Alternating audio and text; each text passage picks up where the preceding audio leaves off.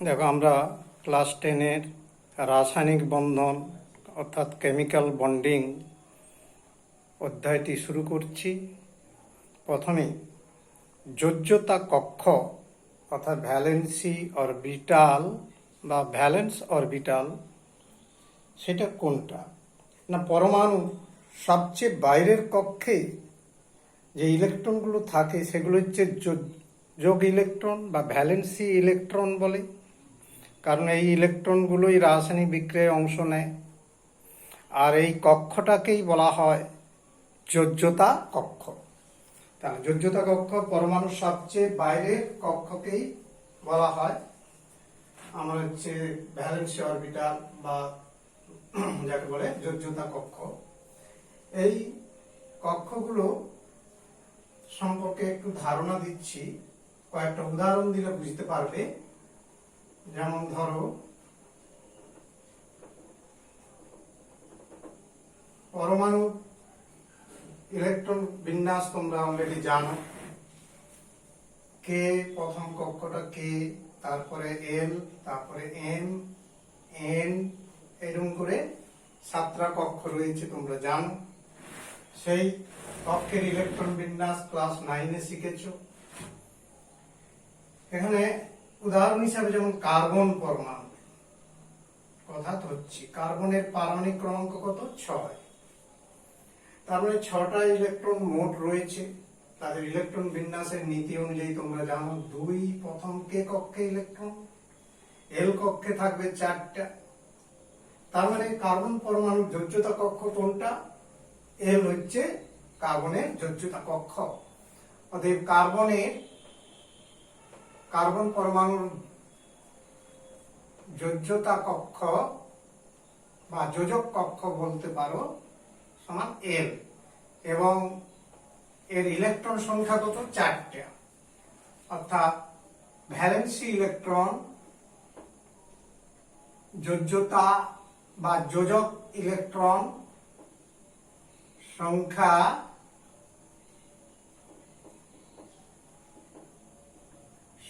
কত? 4। স্বাভাবিক ভাবে বুঝতে পারলে কার্বন পরমাণু একটা এক্সাম্পল দিলাম। তারপর ধরো আর একটু উদাহরণ দিচ্ছি, যেমন সোডিয়াম পরমাণু। এর পারমাণবিক ক্রমাঙ্ক কত জানো? 11। তার মানে 11টা মোট ইলেকট্রন থাকে। এই ইলেকট্রন বিন্যাস হবে, তোমরা জানো, ইলেকট্রন বিন্যাসের নিয়ম অনুযায়ী কে কক্ষে 2, এল কক্ষে 8, এম কক্ষে, তাহলে 8 দিয়ে 10, আর একটা থাকলো। তার মানে লক্ষ্য করলে সোডিয়াম পরমাণু ভ্যালেন্স অরবিটাল এম অরবিটাল, অর্থাৎ এম কক্ষটা হলো, এম অরবিটাই হলো যোজ্যতা কক্ষ। তাহলে ঠিক লক্ষ্য করো, সোডিয়াম পরমাণু এন এ পরমাণুর যোজ্যতা কক্ষ হচ্ছে এম, এবং এম কক্ষে 1টি ইলেকট্রন রয়েছে। তার মানে যোজ্যতা কক্ষের ইলেকট্রন সংখ্যা হচ্ছে 1। ঠিক সোডিয়ামের পর ধরো আরো 1-2টি উদাহরণ দিচ্ছি। ক্লোরিন পরমাণুর পারমাণবিক ক্রমাঙ্ক কত? 17। তাহলে এর ইলেকট্রন বিন্যাস হবে 2, 8, 7। তার মানে এর ভ্যালেন্স অরবিটাল কোনটি হচ্ছে?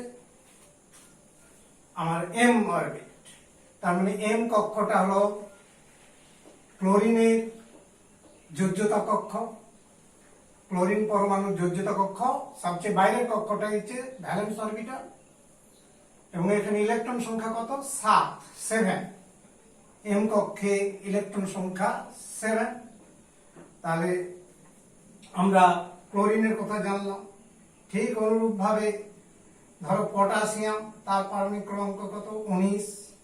তার ইলেকট্রন বিন্যাস হবে 2, 8, কেমন, অর্থাৎ 8। এরপরে দেখো 8, 8, 16, 2, 18, এবং তারপরে 1। এবং কিভাবে ইলেকট্রন বিন্যাস হচ্ছে ক্লাস 9-এ তোমরা শিখেছো, সেখান থেকে জানতে পেরেছো। সেখান থেকে আমি এখানে করলাম। এর হচ্ছে পটাশিয়ামের ভ্যালেন্স অরবিটাল কোনটা? এন অরবিট, এবং এখানে ইলেকট্রন সংখ্যা, যোজ্যতা ইলেকট্রন সংখ্যা 1টা। অর্থাৎ পটাশিয়াম পরমাণু ভ্যালেন্স অরবিটাল হচ্ছে 4 নম্বর অরবিট, এন অরবিট। এটা হচ্ছে যোজ্যতা কক্ষ। এবারে ইলেকট্রন সংখ্যা কত? 1। তাহলে এইভাবে আরো একটা উদাহরণ দিচ্ছি, যেমন ক্যালসিয়াম 2 8 8 2। তাহলে ক্যালসিয়াম পরমাণু ইলেকট্রন বিন্যাস থেকে আমরা দেখলাম ওর চতুর্থ কক্ষটি ওর হচ্ছে ভ্যালেন্স অরবিটাল বা যোজক কক্ষটি হলো এন অরবিট এবং এর ইলেকট্রন সংখ্যা কত হচ্ছে 2। তার মানে ক্যালসিয়াম পরমাণু যোজ্যতা কক্ষটি হচ্ছে ভ্যালেন্স অরবিটাল হচ্ছে এন এবং ভ্যালেন্স ইলেকট্রন সংখ্যা 2। তাহলে এই হলো যোজ্যতা কক্ষ সম্পর্কে তোমরা ধারণা করলে। এই যোজ্যতা কক্ষের ইলেকট্রনগুলো তোমাদের সবসময় মাথায় রাখতে হবে, কারণ রাসায়নিক বন্ধন তথা যৌগ গঠনের সময় পরমাণু বাইরের কক্ষে অর্থাৎ যোজ্যতা কক্ষের ইলেকট্রনগুলোই কিন্তু অংশগ্রহণ করে থাকে। তবে এই জন্যে যোজ্যতা কক্ষ বা ভ্যালেন্সি অরবিটাল সম্পর্কে ধারণা এবং তার ইলেকট্রন সংখ্যা সম্পর্কে ধারণা। পরমাণুর সবচেয়ে বাইরের কক্ষের ইলেকট্রনগুলোই হচ্ছে ভ্যালেন্স ইলেকট্রন, অর্থাৎ ভ্যালেন্সিতে অংশ নেয়, ভ্যালেন্সি মানে যোজ্যতাতে অংশগ্রহণ করে থাকে। এ সম্পর্কে তোমরা জানতে পারবে খুব ডিটেলসে যখন পরপর চ্যাপ্টার এগোতে থাকবে। দেখো, এটা সম্পর্কে আমরা জানলাম। এখন রাসায়নিক বন্ধন পড়ছি আমরা বা শুরু করছি, যে বিষয়টা নিয়ে আলোচনা প্রথমেই আমাদের জেনে রাখা দরকার যে পরমাণু গুলো কেন রাসায়নিক বিক্রিয়ায় অংশ নেয়। না, মৌলের পরমাণুগুলো রাসায়নিক বিক্রিয়ায় অংশগ্রহণ করার কারণ তাদের স্থিতিশীলতা অর্জনের জন্য তারা প্রতিনিয়ত চেষ্টা করে। এই তোমার যাকে বলা হচ্ছে প্রাকৃতিক মৌলগুলো, যাদের অস্থিরতা বেশি, সেই মৌলগুলো সুস্থিত অবস্থায় আসার জন্য তারা ইলেকট্রন গ্রহণ বা বর্জন বা ইলেকট্রন জোড় গঠন, এই 3টি উপায়ে তারা রাসায়নিক বন্ধনে অংশ নেয়। তারা কেন অংশ নিচ্ছে? না, স্থিতিশীলতা অর্জনের জন্য। তো প্রাকৃতিক মৌলগুলোর মধ্যে আবার স্থিতিশীল মৌল আছে, তোমরা জানো।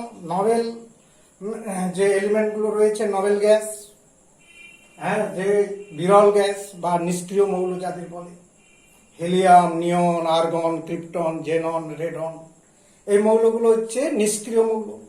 এরা সবচেয়ে প্রকৃতির মধ্যে সুস্থিত মৌল। তার মানে এদের সুস্থিত দশার কারণটা কি?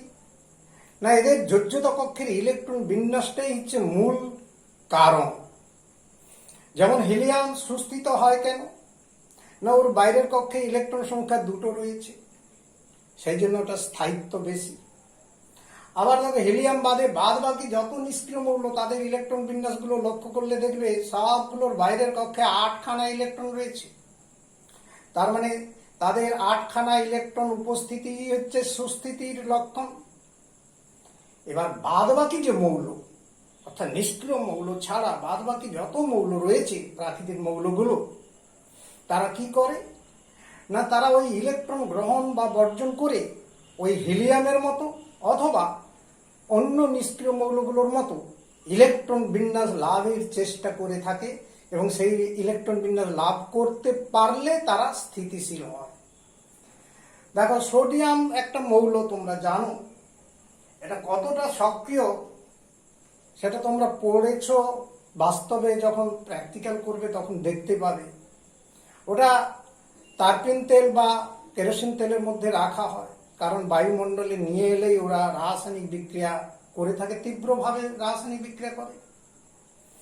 যখন বায়ুতে নিয়ে আসবে দেখবে বিস্ফোরণ ঘটছে, অর্থাৎ আগুন জ্বলে উঠছে, অর্থাৎ সোডিয়াম অক্সাইড, সোডিয়াম পারঅক্সাইড বা সোডিয়াম হাইড্রোক্সাইড এরকম পরপর রূপান্তর হয়ে যৌগে পরিণত হয়। তার কারণ না, যখন সোডিয়াম মৌলের পরমাণুটা বাইরে আনা হচ্ছে তখন ও একটা ইলেকট্রন পরমাণু যোজ্যতা কক্ষে, কিছুক্ষণ আগেই দেখলে সোডিয়াম পরমাণুর একটি যোজ্যক ইলেকট্রন, ওই ইলেকট্রনটা ত্যাগ করে ওটা Na+ আয়নে পরিণত হয়।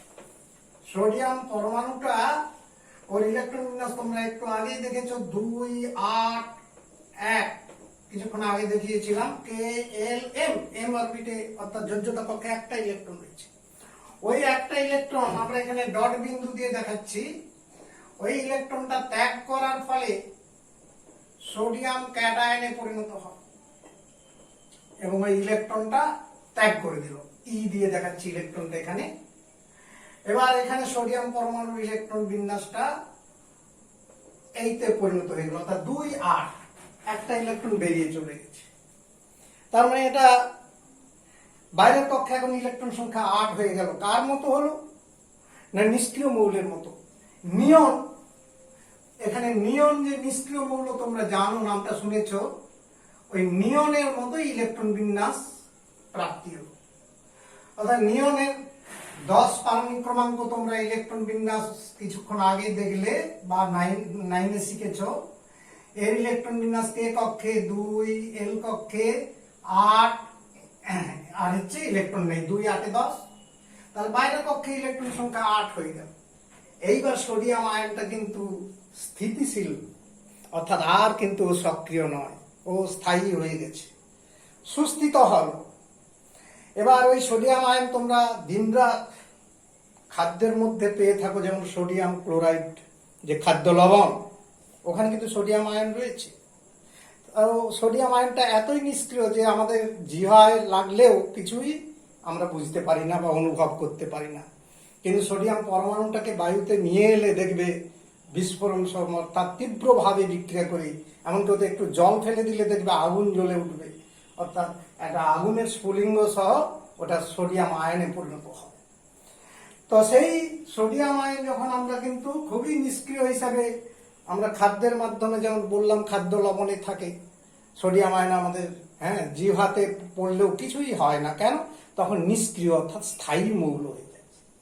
তো এই পরমাণু তার বাইরের কক্ষে ইলেকট্রন ত্যাগ করে, অনেক ক্ষেত্রে পরমাণু ইলেকট্রন গ্রহণ করে, কোন ক্ষেত্রে পরমাণু ইলেকট্রন জোড় গঠন করে। এইভাবে করে কেন? না, নিষ্ক্রিয় মৌলের মতো ইলেকট্রন গঠন বিন্যাস লাভের জন্য এরা এই 3 ধরনের ঘটনা ঘটায়, হয় ইলেকট্রন বর্জন, না হয় ইলেকট্রন গ্রহণ, না হলে ইলেকট্রন জোড় গঠন। সবটাই জানতে পারবে এখানে। যেমন ইলেকট্রন বর্জন করল, এবং কেন করলো? নিষ্ক্রিয় মৌলের। তো নিষ্ক্রিয় মৌলের বাইরের কক্ষে ইলেকট্রন বিন্যাস 2 রকম রয়েছে, একটা হিলিয়ামের ক্ষেত্রে 2টো, আর বাদ বাকি সমস্ত নিষ্ক্রিয় মৌলের ক্ষেত্রে বাইরের কক্ষে ইলেকট্রন সংখ্যা 8খানা। এই কারণে 2টো সূত্র এখানে রাসায়নিক বন্ধন করতে গেলে তোমাকে জানতে হবে, যে পরমাণুগুলো কেন রাসায়নিক বিক্রিয়া করে। না, তারা হিলিয়ামের মতো ইলেকট্রন বিন্যাস লাভ করতে পারে, অথবা অন্য আমার হচ্ছে নিষ্ক্রিয় মৌলের মতো ইলেকট্রন বিন্যাস লাভ করার জন্য চেষ্টা করে। তার কারণ তারা স্থায়িত্ব অর্জন করে, স্থিতিশীলতাই লক্ষ্য তাদের। তো সেই সুস্থিত মৌলে পরিণত হওয়ার জন্য যে ঘটনাগুলো ঘটায় সেটা 2টো সূত্রের উপর নির্ভর করে। তোমরা পিরিয়ডিক টেবিল বা পর্যায় সারণী পড়েছো। আমার হচ্ছে হিলিয়াম মৌলটা পর্যায় সারণী নিশ্চিত তোমরা জানো, 0 শ্রেণী বা 0 শ্রেণীর মৌল, যেটা আধুনিক পিরিয়ডিক টেবিল, লং পিরিয়ডিক টেবিলে তোমরা জেনেছো 18 নম্বর শ্রেণীতে অবস্থান করে। তো হিলিয়াম প্রথম পর্যায়ের মৌল, প্রথম পর্যায়ের 18 নম্বর শ্রেণী বা 0 শ্রেণীতে অবস্থান করে। তো সেই হিলিয়ামের ইলেকট্রন বিন্যাস তোমরা জানো, যে এর পারমাণবিক ক্রমাঙ্ক 2, কে কক্ষে মাত্র ইলেকট্রন রয়েছে কটা? না, 2টো ইলেকট্রন রয়েছে। তার মানে এই হিলিয়ামের এই যে ইলেকট্রন বিন্যাস 2টো রয়েছে, কে কক্ষে অর্থাৎ যোজ্যতা কক্ষে বা বাইরের কক্ষে 2খানা ইলেকট্রন রয়েছে। এই হিলিয়ামের প্রতিবেশী যে মৌলগুলো রয়েছে পর্যায় সারণীতে পড়ে তোমরা দেখেছো, হিলিয়ামের বাম পাশে রয়েছে তোমরা জানো প্রথম পর্যায়ের একটা মৌল রয়েছে হাইড্রোজেন, আর ওর ডান দিকে রয়েছে, এরপরে তোমার রয়েছে লিথিয়াম, তারপরে রয়েছে নিশ্চিত মনে আছে বেরিলিয়াম, বোরন, কার্বন, এরকম করে চলে গেছে। এটা দ্বিতীয় পর্যায়ের মৌল আর এটা প্রথম পর্যায়ের মৌল। পিরিয়ডিক টেবিল বা পর্যায় সারণী পড়তে গিয়ে তোমরা জেনে। তার মানে হিলিয়ামের প্রতিবেশী মৌল কোনগুলো হচ্ছে, ওর কাছের মৌল কোনগুলো, বাম পাশে রয়েছে হাইড্রোজেন আর ডান দিকে রয়েছে লিথিয়াম, বেরিলিয়াম, বোরন, এইগুলো হচ্ছে ওর প্রতিবেশী মৌল। এই মৌলগুলো রাসায়নিক বিক্রিয়া ঘটাবার সময় ইলেকট্রন গ্রহণ বা বর্জন বা জোড় গঠন, এই তিনটা পদ্ধতি কোন একটা পদ্ধতিতে এই হিলিয়ামের মতো ইলেকট্রন বিন্যাস লাভ করবার ঘটনা ঘটায় এবং স্থায়িত্ব অর্জন করে। সেইটাকে বলা হচ্ছে দ্বৈত সূত্র। তার মানে হিলিয়ামের প্রতিবেশী মৌলগুলো এই দ্বৈত সূত্রকে ফলো করে। তাহলে আমরা দ্বৈত সূত্র কথাটা আমরা কেমন ভাবে আনতে পারি না, হিলিয়ামের নিকটবর্তী মৌলের পরমাণুগুলি আমার ইলেকট্রন গ্রহণ বর্জন বা জোড় গঠন করে হিলিয়ামের মতো ইলেকট্রন বিন্যাস লাভ করে স্থায়িত্ব অর্জন করে থাকে। এটা দ্বৈত সূত্রের কথা একটু পড়ে মনে রাখবে। যে আমরা আবার একবার মনে করে দিচ্ছি যে হিলিয়ামের নিকটবর্তী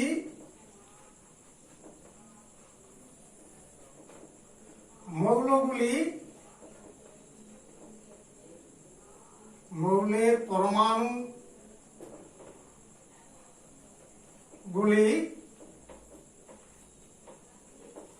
ইলেকট্রন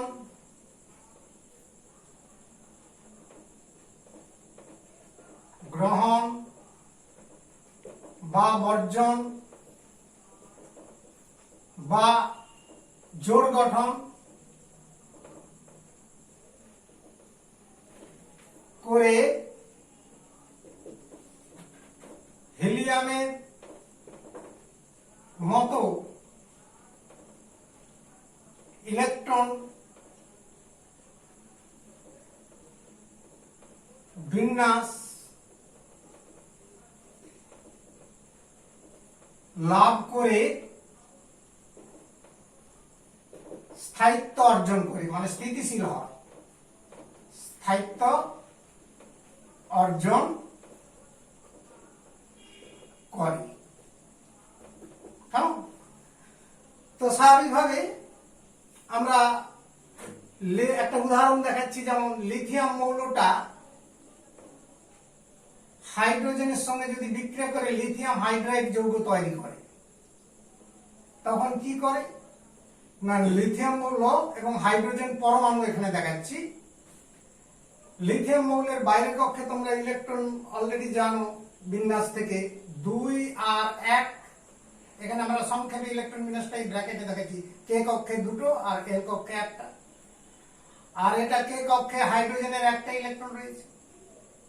স্বাভাবিকভাবে কি করে না, লিথিয়াম এই বাইরের কক্ষের ইলেকট্রনটা হাইড্রোজেনকে দান করে। পর্যায় সারণীতে তোমরা আরেকটা বিষয় জানো, কে ইলেকট্রন গ্রহণ করবে আর কে ইলেকট্রন বর্জন করবে, সেটা তোমাদের একটা বিষয় জানতে হবে। কি বিষয়টা জানো না, তড়িৎ ধনাত্মকতা আর তড়িৎ ঋণাত্মকতা, এই দুটো বৈশিষ্ট্য থেকে জানো। যেসব মৌলগুলো তড়িৎ ধনাত্মকতা বেশি হয় তারা ইলেকট্রন বর্জন করে, আর কম তড়িৎ ধনাত্মক মৌল বা অধিক তড়িৎ ঋণাত্মক মৌল ইলেকট্রন গ্রহণ করে। তো স্বাভাবিকভাবে পর্যায় সারণীতে উপরে হাইড্রোজেন রয়েছে, নিচে লিথিয়াম রয়েছে। তোমরা জানো উপরের থেকে নিচের দিকে গেলে তড়িৎ ধনাত্মকতার মান বাড়ে। তড়িৎ ধনাত্মকতা যার বেশি হবে সেই ইলেকট্রন বর্জন করবে, আর যার তড়িৎ ধনাত্মকতা কম সেই ইলেকট্রনটা গ্রহণ করবে। তাহলে এখানে ইলেকট্রন বর্জন করবে লিথিয়াম, কারণ লিথিয়ামটা তড়িৎ ধনাত্মকতা বেশি, যেহেতু ওটা হাইড্রোজেনের নিচে রয়েছে। তাই এখানে দেখো লিথিয়াম ইলেকট্রন বর্জন করে লিথিয়াম ক্যাটায়ন, তার মানে এর ইলেকট্রন বিন্যাসটা দাঁড়ালো 2। দেখো ইলেকট্রন বিন্যাস কার মতো হলো, হিলিয়ামের মতো হলো। কে কক্ষে 2 রয়েছে, এল কক্ষের ইলেকট্রনটা বেরিয়ে গেল। আর হাইড্রোজেন ওই পরমাণু ওই ইলেকট্রনটা গ্রহণ করে, অর্থাৎ এর বাইরের কক্ষে একটা ইলেকট্রন ছিল, এর বাইরের কক্ষে একটা ইলেকট্রন ছিল। ইলেকট্রনগুলোকে আমরা এই ডট বিন্দু দিয়ে দেখাচ্ছি, লুইস ডট বিন্দু, লুইসের মতবাদ অনুযায়ী এই গঠনকে বলে। এই গঠনটাকে আমরা লিখে থাকি। তো সেই ইলেকট্রনটা বর্জন করলো কাকে না, হাইড্রোজেনকে দিয়ে দিল। এবার হাইড্রোজেনের এখানে 2 ইলেকট্রন হয়ে গেল বাইরের কক্ষে, বাইরে কক্ষ মানে কে কক্ষে, তার মানে এখানে ইলেকট্রন সংখ্যা এখন 2 হয়ে গেল, এই জন্য এটা মাইনাস অ্যানায়ন তৈরি হলো। এবার লক্ষ্য করো দুটো আয়ন তারা পরস্পর আকর্ষণ বলে যুক্ত হবে, একটা ক্যাটায়ন আর একটা অ্যানায়ন, বিপরীত তড়িৎ পরস্পরকে আকর্ষণ করে থাকে। সেই আকর্ষণে ওরা কি করে না lithium hydride Li plus H minus অথবা শুধু Li H পাশাপাশি লিখলে লিথিয়াম হাইড্রাইড যৌগটা তৈরি। তাহলে দেখো দ্বৈত সূত্রকে ফলো করলো এখানে কিভাবে লিথিয়াম এবং হাইড্রোজেন সেটা দেখলে, এবং হাইড্রোজেন এবং লিথিয়াম দুটোই কি পর্যায় সারণীতে আমরা লক্ষ্য করেছি হিলিয়ামের প্রতিবেশী মৌল। এই 1 2 3 4টা মৌল এই দ্বৈত সূত্রকে মেনে চলবে। ওই 4টা মৌল অন্য পরমাণুর সাথে বিক্রিয়া করার সময়, অন্য যে কোনো পরমাণুর সাথে বিক্রিয়া করার সময় এরা তোমার দ্বৈত সূত্রকে মেনে চলবে। এই 4টা মৌল তারা হিলিয়ামের মতো ইলেকট্রন বিন্যাস লাভ করে থাকে ইলেকট্রন গ্রহণ বা বর্জন কিংবা জোড় গঠনের মাধ্যমে। এখানে ইলেকট্রন গ্রহণ আর বর্জন দুটো ঘটনা ঘটিয়ে এরা দ্বৈত সূত্রকে সমর্থন করলো। তাহলে এইটা হচ্ছে দ্বৈত সূত্র সম্পর্কীয় ধারণা। এরপর অষ্টক সূত্র, যে কোনো মৌলের পরমাণু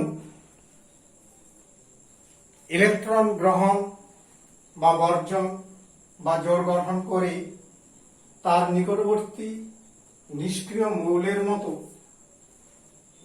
মৌলের পরমাণুর মতো অষ্টক পূর্তি অর্জন করে স্থায়িত্ব লাভ করে। এখানে আমি লিখছি দেখো যে কোনো মৌলের পরমাণু ইলেকট্রন গ্রহণ বা বর্জন বা জোড় গঠন করে তার নিকটবর্তী নিষ্ক্রিয় মৌলের পরমাণু মতো অষ্টক পূর্তি লাভ করে স্থায়িত্ব অর্জন করে। তাহলে এই যে অষ্টক সূত্র, আমরা দ্বৈত সূত্রের পরেই যে ঘটনাটা আলোচনা করছি, যে বিষয়টা যেটা অষ্টক সূত্র, যে কোনো মৌলের পরমাণু তারা ইলেকট্রন গ্রহণ বা বর্জন বা জোড় গঠন এই 3টা পদ্ধতির কোনো একটা পদ্ধতিতে অবলম্বন করে তারা তার কাছে নিষ্ক্রিয় মৌলের মতো 8খানা ইলেকট্রন বিন্যাস লাভ করে, 8খানা ইলেকট্রনের বিন্যাস লাভ করে থাকে। সেটা বলা হচ্ছে অষ্টক পূর্তি, মানে 8খানা ইলেকট্রন প্রাপ্তি হয়। আর এই ঘটনাটাই হচ্ছে অষ্টক সূত্র। একটা এক্সাম্পল তোমাদের সামনে তুলে ধরছি, দেখো যে কি এক্সাম্পল দিচ্ছি। দেখো সোডিয়াম আর ক্লোরিন এই পরমাণু দুটো যখন রাসায়নিক বিক্রিয়া করে থাকে তখন দেখো কি ঘটে থাকে না, তারা কিভাবে রাসায়নিক বিক্রিয়া করে না, ওদের ইলেকট্রন বিন্যাসটা আগে জানো। এটা 11টা সোডিয়ামের রয়েছে 2 8 1, ক্লোরিনের 17টা ইলেকট্রন রয়েছে 2 8 7। তার মানে বাইরের কক্ষে ইলেকট্রন সংখ্যা সোডিয়ামের ক্ষেত্রে 1টা রয়েছে যোজ্যক ইলেকট্রন বা যোজ্যতা ইলেকট্রন, আর এর ভ্যালেন্সি ইলেকট্রন রয়েছে 7খানা 2 4 6 একে 7। কারণ 7টা ভ্যালেন্সি ইলেকট্রন রয়েছে ক্লোরিনের, আর সোডিয়ামের রয়েছে 1খানা যোজ্যতা ইলেকট্রন। তা বাইরের কক্ষে ইলেকট্রনগুলো রাসায়নিক বিক্রিয়ায় অংশ নেবে। এখানে দেখো খুব সহজেই লক্ষ্য করো কোন পরমাণুটা ইলেকট্রন বর্জন করবে আর কোনটা গ্রহণ করবে। না পর্যায় সারণীতে তোমরা জানো সোডিয়াম পরমাণুটা পর্যায় সারণীতে তৃতীয় পর্যায়ে এবং প্রথম শ্রেণীতে রয়েছে, আর ক্লোরিন পরমাণুটা নিশ্চিতভাবে মনে আছে তোমাদের, যেটা 17 নম্বর শ্রেণীর ক্লোরিন পরমাণু এবং তৃতীয় পর্যায়ে রয়েছে। স্বাভাবিকভাবে বাম থেকে ডান দিকে গেলে মৌলের পরমাণুগুলো তড়িৎ ঋণাত্মকতা বৃদ্ধি পায়, তার মানে সেই মৌলগুলো তীব্র ইলেকট্রন আকর্ষী হয়। তড়িৎ ঋণাত্মক মৌল এখানে হচ্ছে ক্লোরিন, আর বাম পাশের মৌল তথা সোডিয়াম এগুলো তড়িৎ ধনাত্মক মৌল। পর্যায় সারণী পড়তে গিয়ে তোমরা জেনেছ যে প্রথম শ্রেণীর মৌলগুলো তীব্র পরাধর্মী, পরা মানে পজিটিভ ধর্মী, ধনাত্মক ধর্মী, তারা ইলেকট্রন বর্জন করে। আর ডান দিকের মৌলগুলো ইলেকট্রন গ্রহণ করে, আকর্ষণ করে, তারা ইলেকট্রন ক্যাচার, তার মানে তারা ইলেকট্রোনেগেটিভ বা তড়িৎ ঋণাত্মক তথা অপরাধর্মী মৌল।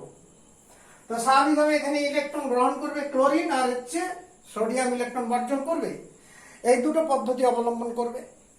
তো যখন এই ধরনের রাসায়নিক বিক্রিয়ায় তোমরা আলোচনার মধ্যে যাবে, দেখবে এরা নিষ্ক্রিয় মৌলের মতো 8খানা ইলেকট্রন প্রাপ্তি লাভ করবে। আর সোডিয়ামের সবচেয়ে কাছে যে নিষ্ক্রিয় মৌল পর্যায় সারণীর কথা চিন্তা করো, এটা তো 11 নম্বর মৌল সোডিয়াম, 11 পারমাণবিক ক্রমাঙ্ক। আর তার 10 নম্বর মৌলকে নিয়ন, তার মানে ওর কাছে নিয়নের মতো ইলেকট্রন বিন্যাস লাভ করবে। আর যে ক্লোরিনের কাছে নিষ্ক্রিয় মৌল কোনটা রয়েছে, 17-র পরে 18 নম্বর মৌলটা। 18 নম্বর মৌলটা কোনটি? আর্গন। আর্গনের মতো ইলেকট্রন বিন্যাস লাভ করবে এই রাসায়নিক বিক্রিয়া করার সময়। অর্থাৎ এখানে এই অষ্টক সূত্রকে মেনে চলবে। এখানে কিভাবে লক্ষ্য করো, সোডিয়াম এই ইলেকট্রনটা ক্লোরিনকে ডোনেট করবে। এখানে তীর চিহ্ন দিয়ে দেখাচ্ছি যে এই সোডিয়ামের, এটা তীর চিহ্নের অর্থ সোডিয়ামের এই ইলেকট্রনটা ক্লোরিনের ওই যোজ্যতা কক্ষে প্রবেশ করবে। তার মানে এখানে যে ঘটনাটা ঘটলো, সোডিয়াম ক্যাটায়ন তৈরি হলো, তখন সোডিয়ামের ইলেকট্রন, এই আয়নের ইলেকট্রন বিন্যাসটা কেমন থাকবে? 2 আর 8, নিয়নের মতো 8খানা ইলেকট্রন প্রাপ্তি হলো যোজ্যতা কক্ষে। আগে যোজ্যতা কক্ষ ছিল একটা ইলেকট্রন, এখন যোজ্যতা কক্ষ কিন্তু এই তোমার এল কক্ষ, যেটাতে ইলেকট্রন সংখ্যা হলো 8, তার মানে অষ্টক পূর্তি হলো এবং নিষ্ক্রিয়তা লাভ করলো। অর্থাৎ সোডিয়াম আয়নটা নিয়নের মতোই, নিয়ন নিষ্ক্রিয় মৌলের মতোই সদৃশ। ঠিক এখানে পাশাপাশি লক্ষ্য করো, ক্লোরিন ওই ইলেকট্রনটা গ্রহণ করার ফলে তার 7খানা ইলেকট্রনটা এখন হয়ে গেল 8খানা ইলেকট্রনে পরিণত হলো। এবার একটা ইলেকট্রন প্রবেশ করার জন্য -1 চার্জ হবে এবং এখানে ক্লোরিনের ইলেকট্রন বিন্যাসটা দাঁড়াচ্ছে 2 8 7 ছিল 2 8 8।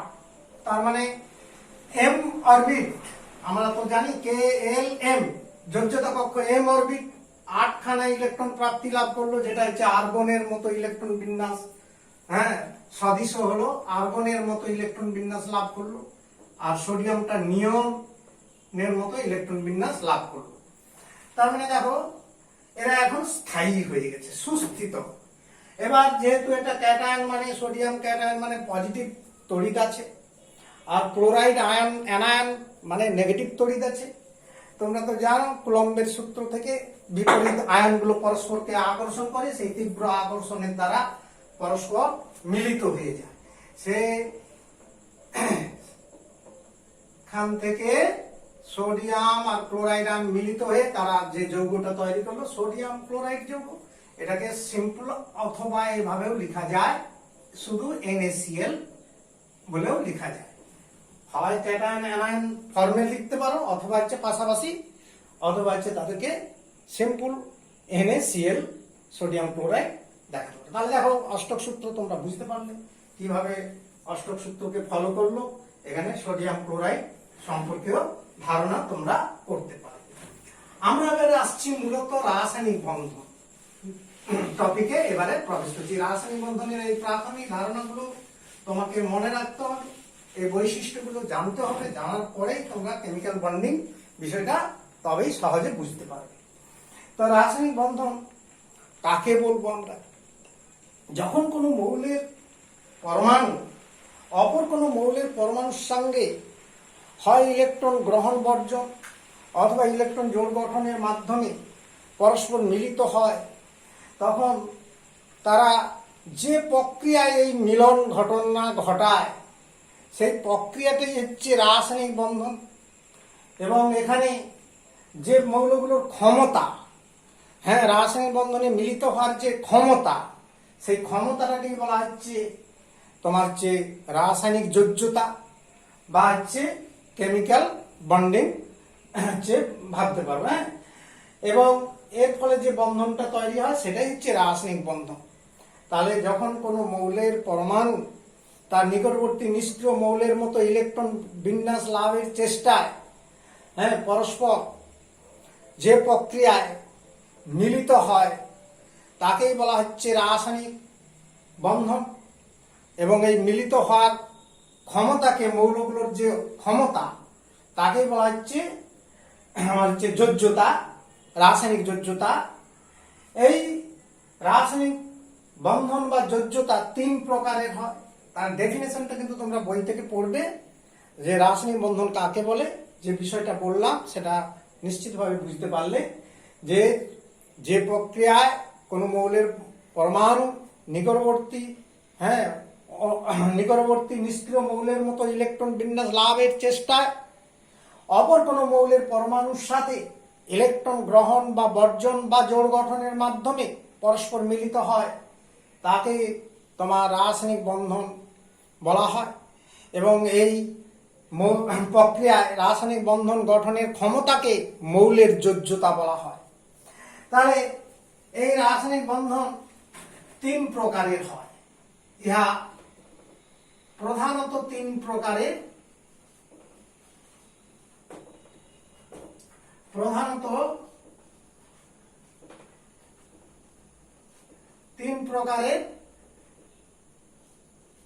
রাসায়নিক বন্ধন প্রধানত 3 প্রকারের হয়, যথা নাম্বার 1 তড়িৎযোজ্যতা বা তড়িৎযোজী বন্ধন, আয়নীয় বন্ধন, অনেকগুলো নাম বলা হয়, ইলেকট্রোভ্যালেন্সি বা আয়নিক ভ্যালেন্সি। নাম্বার 2 সমযোজ্যতা বা কোভ্যালেন্সি বা সমযোজী বন্ধনও আমরা বলতে পারি।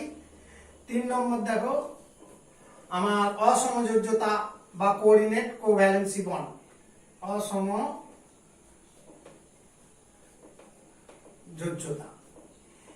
তাহলে এগুলোকে যোজ্যতাও বলতে পারো। আবার তোমাদের মাথায় যদি মানে এই আসে, কনফিউশন আসে, তাহলে হচ্ছে সেক্ষেত্রে আমি আরো একটা পয়েন্টেও লিখাচ্ছি, যে যেমন তড়িৎযোজী বন্ধন বলতে পারো। কেননা এই যে রাসায়নিক বন্ধন বলছি আবার যোজ্যতা বলছি, আসলে বন্ধন গুলো হচ্ছে যোজ্যতা বা সেতু বন্ধন, এটা একটা সেতু। তড়িৎযোজী বন্ধন, সমযোজী বন্ধন, অসমযোজী বন্ধন।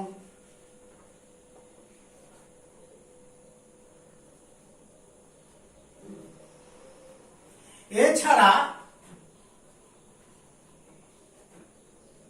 আরো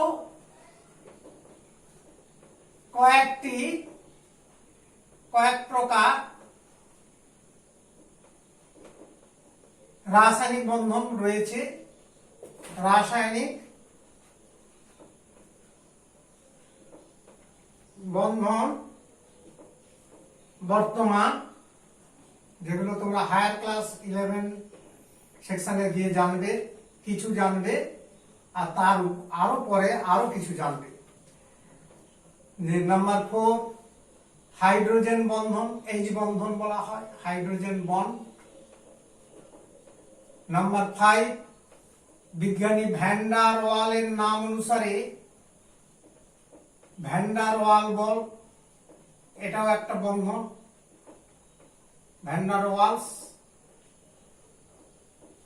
বন্ধন বা ভ্যান ডার ওয়াল বল বলা হয়, ফোর্স।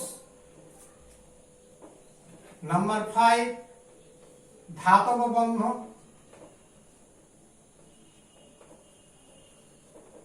নাম্বার 7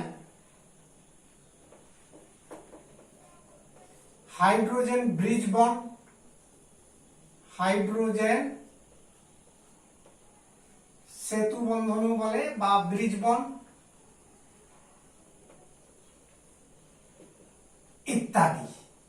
এরকমই আরো কয়েক প্রকারের রাসায়নিক বন্ধন রয়েছে, যেগুলো ভবিষ্যতে তোমরা পড়বে। আর এখানে মূলত পড়বে কিন্তু তড়িৎযোজী আর সমযোজী বন্ধন, ক্লাস 10-এ পড়বে।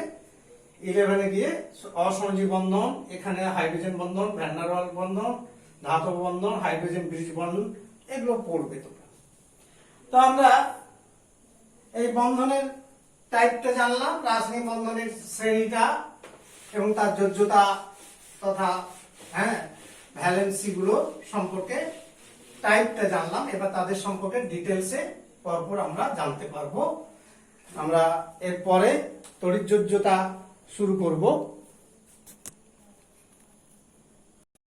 তড়িৎযোজ্যতা বা তড়িৎযোজী বন্ধন বা আয়নীয় বন্ধন এ সম্পর্কেও শুরু করছি। দেখো যে নিকটবর্তী নিষ্ক্রিয় মৌলের মতো, অর্থাৎ আমরা একটু আগেই দ্বৈত সূত্র এবং অষ্টক সূত্র জানিয়েছিলাম, বোঝালাম, সেই সূত্র অনুযায়ী কথাটা এখানেও একইভাবে আসছি। দেখো যে নিকটবর্তী নিষ্ক্রিয় মৌলের মতো ইলেকট্রন বিন্যাস লাভের চেষ্টায় যখন কোনো মৌলের পরমাণু ইলেকট্রন বর্জন করে ক্যাটায়নে পরিণত হয় এবং অপর কোনো মৌলের পরমাণু ওই ইলেকট্রন গ্রহণ করে অ্যানায়নে পরিণত হয় এবং উৎপন্ন এই ক্যাটায়ন এবং অ্যানায়ন পরস্পর তড়িৎ আকর্ষণে যুক্ত হয়ে যৌগ গঠন করে, তখন সেই তড়িৎ আকর্ষণ বলকে তড়িৎযোজ্যতা বলা হয়। তাহলে আমি আবার যে কথাটা বললাম এখানে দেখাচ্ছি। দেখো নিকটবর্তী নিষ্ক্রিয় মৌলের মতো ইলেকট্রন বিন্যাস লাভের চেষ্টায় যখন কোনো মৌলের পরমাণু ইলেকট্রন বর্জন করে ক্যাটায়নে পরিণত হয় ও অপর মৌলের পরমাণু ওই ইলেকট্রন গ্রহণ করে অ্যানায়নে পরিণত হয়, উৎপন্ন ক্যাটায়ন ও অ্যানায়নগুলি পরস্পর তড়িৎ আকর্ষণ বলে যুক্ত হয়ে যৌগ গঠন করে, তখন সেই তড়িৎ আকর্ষণ বলকে তড়িৎযোজ্যতা বলে এবং উৎপন্ন যৌগকে তড়িৎযোজী যৌগ বলা হয়। তাহলে বিষয়টা বুঝতে পারলে যে নিষ্ক্রিয় মৌলের মতোই ইলেকট্রন বিন্যাস লাভের জন্য কোন পরমাণু ইলেকট্রন বর্জন করে ক্যাটায়নে পরিণত হয় এবং অপর কোন পরমাণু ওই ইলেকট্রন গ্রহণ করে অ্যানায়নে পরিণত হয়। তারপর ওই ক্যাটায়ন আর অ্যানায়ন তারা পরস্পর কুলম্বীয় আকর্ষণ বলে মানে তড়িৎ আকর্ষণ বলে যুক্ত হয়ে তারা যৌগ গঠন করে, তখন সেই তড়িৎ আকর্ষণ বলটাকেই তড়িৎযোজ্যতা বা আয়নীয় যোজ্যতা বলা হয় এবং যে যৌগটা তৈরি হয় তাকে তড়িৎযোজী যৌগ বলা হয়। তাহলে তড়িৎযোজ্যতা বাস্তবিক একটা কি না তড়িৎ আকর্ষণ বল। তার মানে তড়িৎযোজ্যতা হলো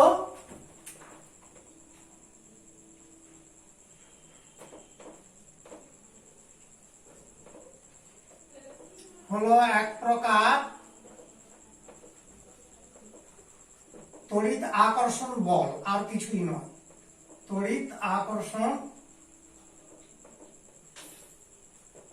বল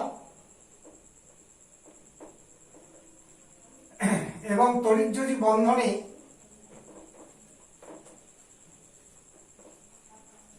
এগুলো শেখার জিনিস। তড়িৎযোজী বন্ধনে পরমাণুর কোনো ইলেকট্রন অংশগ্রহণ করে না, পরমাণু ইলেকট্রন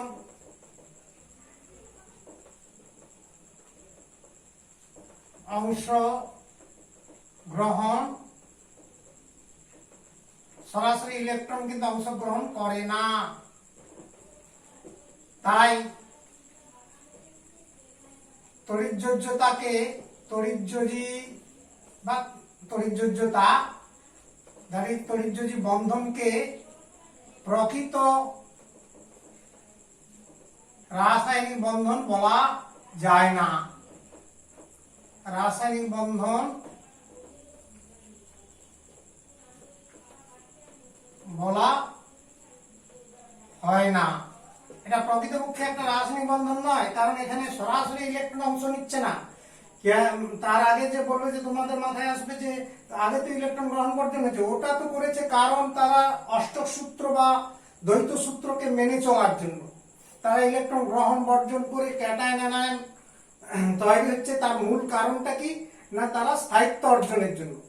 কিন্তু তড়িৎযোজী বন্ধনটা কখন হচ্ছে? তারপরে ওই ক্যাটায়ন আর অ্যানায়ন এরা তাদের আকর্ষণ বলে যুক্ত হচ্ছে, আর এই আকর্ষণ বলটাই হচ্ছে তড়িৎযোজী বন্ধন বা তড়িৎযোজ্যতা যাকে বলা হচ্ছে। হ্যাঁ, এই আকর্ষণ বল তড়িৎ আকর্ষণ বল। তার মানে তড়িৎ আকর্ষণ বলটা অ্যাকচুয়াল ক্যাটায়ন আর অ্যানায়নের দু ধরনের তড়িতের আকর্ষণ, ধনাত্মক তড়িৎ আর ঋণাত্মক তড়িৎ, যেখানে কোনো ইলেকট্রনের ভূমিকা নেই। হ্যাঁ, তার ইলেকট্রন ভূমিকা তার আগের ঘটনা, সেটা হচ্ছে স্থিতিশীলতা অর্জনের জন্য। তাই আমরা রাসায়নিক বন্ধনের পর্যায়ে তড়িৎযোজী বন্ধনকে বাস্তবে প্রকৃতপক্ষে রাসায়নিক বন্ধন বলে উল্লেখ করতে পারি না। উদাহরণ কিছুক্ষণ আগেই একটা উদাহরণ দিয়েছিলাম, সেই উদাহরণও আসতে পারো, যেটা আমরা লুইস ডট গঠন বা ইলেকট্রন ডট গঠন যাকে বলা হচ্ছে তার সাহায্যে আমরা বোঝাচ্ছি, এবং এগুলো প্র্যাকটিস করবে বইতে। ইলেকট্রন ডট গঠন কাঠামো একটা উদাহরণ দিয়ে দেখাচ্ছি। যেমন প্রথমেই সোডিয়াম ক্লোরাইড এর গঠন, NaCl এর গঠন, এগুলো পরীক্ষায় প্রায় পড়ে তোমাদের। দেখো সোডিয়াম পরমাণু, কিছুক্ষণ আগে ইলেকট্রন বিন্যাস শিখিয়েছিলাম 2, 8, 1, বাইরের কক্ষে একটা ইলেকট্রন থাকে। এর সঙ্গে ক্লোরিন পরমাণু 2, 8, 7, যোজ্যতা কক্ষে ইলেকট্রন 7খানা আছে, অর্থাৎ বাইরের কক্ষের ইলেকট্রন গুলোই শুধু ডট দিয়ে দেখানো হয়, ভেতরের কক্ষের ইলেকট্রন আমরা দেখাবো না। এই দেখো 2, 4, 6, 7। এবার এই ইলেকট্রনটা বর্জিত হবে ক্লোরিন গ্রহণ করে, তাহলে সোডিয়াম ক্যাটায়ন তৈরি হলো, ওর ইলেকট্রন দাঁড়ালো বিন্যাসটা 2, 8। অপরদিকে ক্লোরিন পরমাণু ওই ইলেকট্রনটা গ্রহণ করে ক্লোরাইড আয়ন, অর্থাৎ বাইরের কক্ষে 8খানা ইলেকট্রন হয়ে গেল, 7 থেকে 8 হয়ে গেল।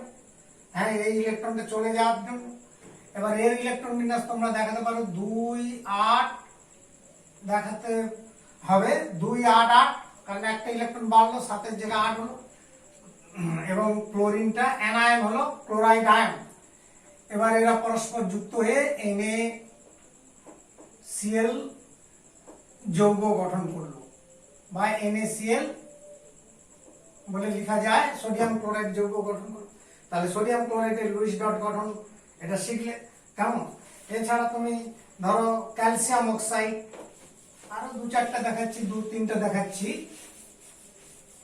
ক্যালসিয়াম অক্সাইড পোড়া চুনের, এটাও একটা তড়িৎযোজী যৌগ।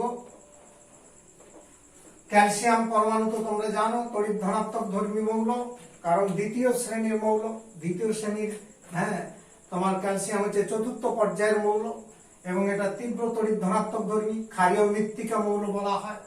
ক্যালসিয়ামের ইলেকট্রন 20টা রয়েছে, 2, 8, 8, 2। প্রথমে ইলেকট্রন বিন্যাস দেখিয়েছি, তার মানে বাইরের কক্ষে 2টো ইলেকট্রন ডট বিন্দু দিয়ে দেখাতে হবে। আর অক্সিজেন পরমাণুর পারমাণবিক ক্রমাঙ্ক তোমাদের জানা আছে 8, 8 মানে ইলেকট্রন বিন্যাস হবে 2 আর 6, অর্থাৎ এল কক্ষে 6টা রয়েছে ইলেকট্রন যোজ্যতা কক্ষে, তাই বাইরের কক্ষে 6টা ইলেকট্রন দেখাবে এখানে 2, 4, 6, 6টা হলো।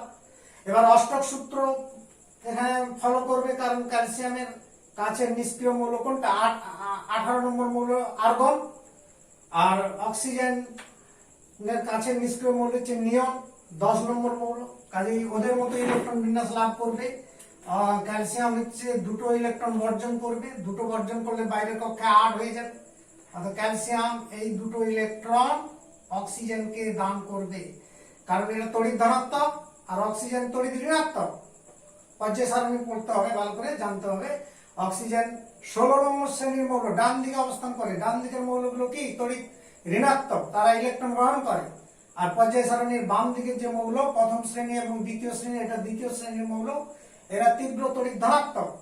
প্রথম শ্রেণীর মৌল এবং দ্বিতীয় শ্রেণীর মৌল এরা সবাই ইলেকট্রোপজিটিভ, এরা তড়িৎ ধনাত্মক ধর্মী মৌল, তার মানে এরা ইলেকট্রন ত্যাগ করবে, ইলেকট্রন বিকর্ষী, আর এরা ইলেকট্রন আকর্ষী। ধাতুগুলো ইলেকট্রন বর্জন করে, অধাতু ইলেকট্রন গ্রহণ করে। স্বাভাবিকভাবে এখানে ক্যালসিয়াম ইলেকট্রন বর্জন করে, ক্যালসিয়াম ক্যাটায়ন হলো, 2টো ইলেকট্রন বর্জন করলে 2+ চার্জ ক্যাটায়ন, আর ওর ইলেকট্রন বিন্যাস দাঁড়ালো 2, 8, 8 আর্গনের মতো। ঠিক অক্সিজেন পরমাণু ওই 2টো ইলেকট্রন গ্রহণ করার ফলে ওর বাইরে কক্ষে 8খানা ইলেকট্রন হয়ে যাবে, 6টা ছিল, আরো 2টো ইলেকট্রন গ্রহণ করে 8খানায় ডট বিন্দু দিয়ে দেখাবে, এবং এর ইলেকট্রন বিন্যাস দাঁড়ালো 2, 8, অর্থাৎ 10খানা ইলেকট্রন হলো, আর 2টো গ্রহণ করার জন্য 2- চার্জ হলো। এবং এই ক্যাটায়ন আর অ্যানায়ন পরস্পর তড়িৎ-আকর্ষণ বল তথা তড়িৎযোজী বন্ধনে যুক্ত হয়ে ক্যালসিয়াম অক্সাইড যৌগ গঠন করে। এটাকে তুমি ক্যালসিয়াম 2+ অক্সিজেন 2- দিয়ে দেখাতে পারো, অথবা এটাকে ক্যালসিয়াম অক্সাইড CaO দিয়েও প্রকাশ করতে পারো। তাহলে এর হচ্ছে ক্যালসিয়াম অক্সাইড একটা তড়িৎযোজী যৌগের ইলেকট্রন ডট গঠন দেখালাম। হ্যাঁ, তোমরা পর্যায় সারণী ভালো করে কিন্তু জানতেই হবে, না জানলে তোমরা বুঝতে পারবে না যে কেন এই ইলেকট্রন দান করলো আর কেন এই ইলেকট্রন গ্রহণ করলো। কে ইলেকট্রন বর্জন করবে, কে ইলেকট্রন দান করবে, গ্রহণ করবে, সেটা তোমাদের ভালো করে পিরিয়ডিক টেবিল হচ্ছে অবশ্যই জানা দরকার। যে পর্যায় সারণীর প্রথম শ্রেণীর খাদ ধাতুগুলো নিশ্চিত মনে আছে, আমি একবার মনে করে দিচ্ছি। প্রথমে খাদ ধাতুর মধ্যে রয়েছে লিথিয়াম, তার আগে তো অধাতু হাইড্রোজেন রয়েছে প্রথম পর্যায়ে। দ্বিতীয় পর্যায়ে রয়েছে লিথিয়াম, তারপর নিচে রয়েছে সোডিয়াম, তারপরে পটাশিয়াম, তারপর রুবিডিয়াম, তারপর সিজিয়াম, তারপরে ফ্রান্সিয়াম।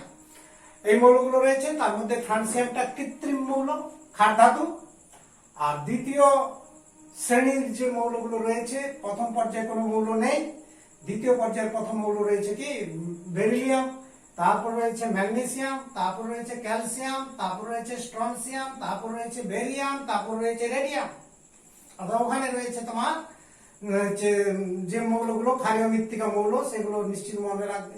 এই যে কটা মৌলের কথা বললাম, হ্যাঁ, lithium, sodium, potassium, rubidium, caesium, francium. Francium যদিও কৃত্রিম মৌল। আর দ্বিতীয় শ্রেণীতে রয়েছে beryllium, magnesium, calcium, strontium, barium, radium. অর্থাৎ কটা মৌল হলো 12টা। এই 12টা মৌল পরমাণু সবসময় ইলেকট্রোপজিটিভ রূপে কাজ করবে, অর্থাৎ ওরা তড়িৎ ধনাত্মক, ওদের বাইরের কক্ষের ইলেকট্রনগুলো বর্জন করে ওরা নিষ্ক্রিয় মৌলের মতো ইলেকট্রন বিন্যাস হয় দ্বৈত সূত্র, না হয় অষ্টক সূত্র পালন করবে, মেনে চলবে। আর দ্বৈত সূত্র মানে তো আমরা অলরেডি আজকে শিখিয়ে দিয়েছি কোনগুলো দুটো করে ইলেকট্রন হবে, সেই হ্যাঁ 4টা মৌলের কথা বললাম। আর বাদ বাকি সব মৌলগুলো বাইরের কক্ষে 8টা ইলেকট্রন হবে।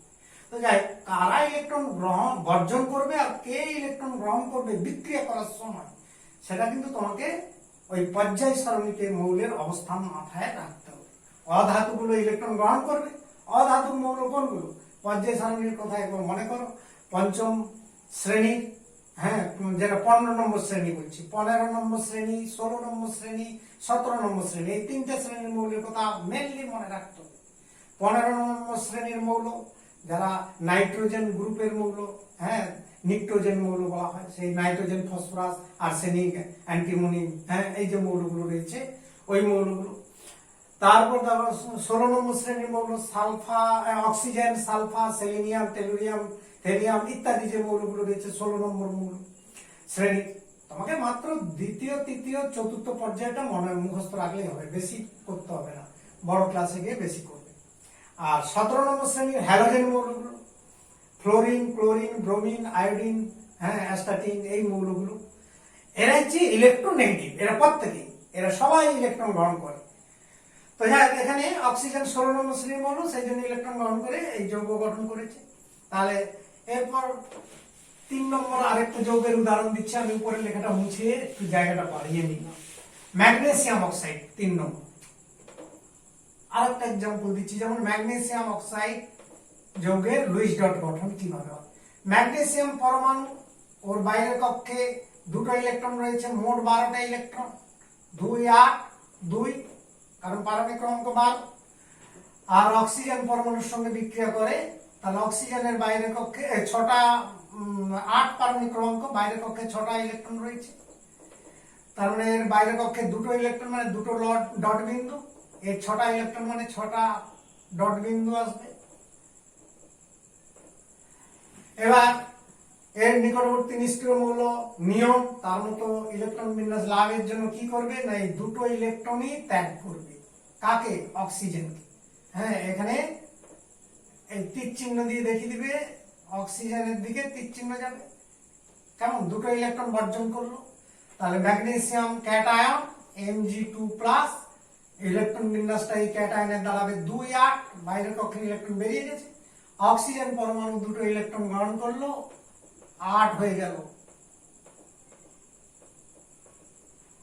কেমন? 6 ছিল, আরো 2টো ইলেকট্রন গ্রহণ করার জন্য 8, 2 মাইনাস অ্যানায়ন হলো, ইলেকট্রন বিন্যাসটা হয়ে গেল 2, 8, নিয়নের মতো ইলেকট্রন বিন্যাস লাভ করলো, কারণ অক্সিজেনেরও নিকটবর্তী মৌলকে নিয়ন। আর এখানেও সেই আগে আবার একবার মনে করে দিচ্ছি, ম্যাগনেসিয়াম দ্বিতীয় শ্রেণীর মৌল, ক্ষারীয় মৃত্তিকা, তার মানে তড়িৎ ধনাত্মক, ইলেকট্রন বর্জন করে, ধাতু। আর অক্সিজেন 16 নম্বর শ্রেণীর মৌল, ইলেকট্রন গ্রহীতা, তড়িৎ ঋণাত্মক, সেই জন্য ইলেকট্রন গ্রহণ করছে, গ্রহণ করে 8 করলো, আর এই বর্জন করে হচ্ছে আমার 8 করলো বাইরের কক্ষে ইলেকট্রন সংখ্যা। তো এটা তোমার শেখার ব্যাপার। তাহলে এই ক্যাটায়ন আর অ্যানায়ন পরস্পর এর পরের ধাপে কি করবে না, আকর্ষণ বল তথা তড়িৎযোজী বন্ধনে যুক্ত হয়ে ম্যাগনেসিয়াম অক্সাইড যৌগ গঠন করবে। ক্যাটায়ন অ্যানায়ন দিয়ে লিখতে পারো অথবা MgO।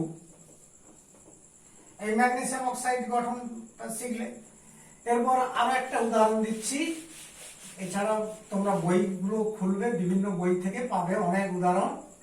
ম্যাগনেসিয়াম ক্লোরাইড বা ক্যালসিয়াম ক্লোরাইডের গঠন দেখাতে পারি, সবগুলোই পারবে। তো এখানে ম্যাগনেসিয়াম পরমাণু একটা রয়েছে, দুটো ক্লোরিন পরমাণু।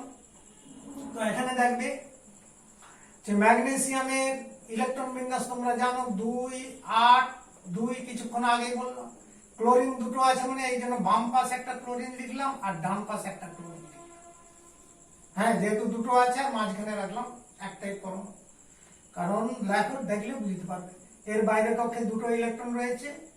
ক্লোরিনের ইলেকট্রন বিন্যাস 17 তো আছে পারমাণবিক ক্রমাঙ্ক, কাজে 2, 8, 7। এই ক্লোরিনেরও 2, 8, 7। এবং এখানে লক্ষ্য করো 1, 2, 3, 4, 5, 6, 7। 1, 2, 3, 4, 5, 6, 7। তাহলে এখানে ইলেকট্রন একটা দিলে 8টা হয়, আর এই একটা ইলেকট্রন নিলে 8 হয়, আর এর বাইরে কক্ষে দুটো ইলেকট্রন বেরিয়ে গেল। ক্লোরিন 17 নম্বর শ্রেণীর মৌল, এই জন্য ইলেকট্রন আকর্ষণ করে, ইলেকট্রোনেগেটিভ মৌল, ইলেকট্রন গ্রহণ করবে। এরা বিক্রিয়া করার সময় ম্যাগনেসিয়াম ইলেকট্রন বর্জন করবে, ক্লোরিন ইলেকট্রন গ্রহণ করবে। এটা যেহেতু দ্বিতীয় শ্রেণীর ক্ষারীয় মৃত্তিকার ধাতু, ধাতু ইলেকট্রন বর্জন করে, ক্যাটায়নে পরিণত হয়। তাহলে এখানে লক্ষ্য করো, ক্লোরাইড অ্যানায়ন তৈরি হলো, 8খানা বাইরে কক্ষে ইলেকট্রন হলো, Cl-, Mg2+, ম্যাগনেসিয়াম দুটো ইলেকট্রন বেরিয়ে গেছে। আর ক্লোরিন ঠিক একইভাবে 8খানা ইলেকট্রন হলো, 1, 2, 3, 4, 5, 6, 7, 8।